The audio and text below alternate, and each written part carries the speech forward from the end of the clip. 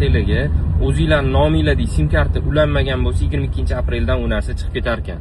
Ijtimoiy tarmoqlarda tarqalayotgan 22-aprelgacha telefon raqamingiz va bank plastik kartangiz o'zingizning nomingizda bo'lmasa, tijorat banklari va to'lov tashkilotlari mobil ilovalaridan chiqib ketadi degan xabarlar tarqalmoqda.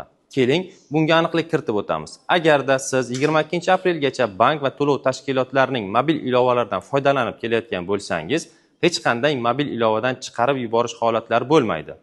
Mobil ilovadan foydalanishda davom etaverasiz. Agarda 22-apreldan kelgan yangi mijozlar bank va to'lov tashkilotlarining mobil ilovalaridan ro'yxatdan o'tish yoki bank plastik kartasini biriktirish jarayonida telefon raqam va bank plastik kartalari fuqaroning o'zini nomida rasmiylashtirilgan bo'lishi kerak yoki uning yaqin qarindoshlari nomiga rasmiylashtirilgan bo'lishi kerak.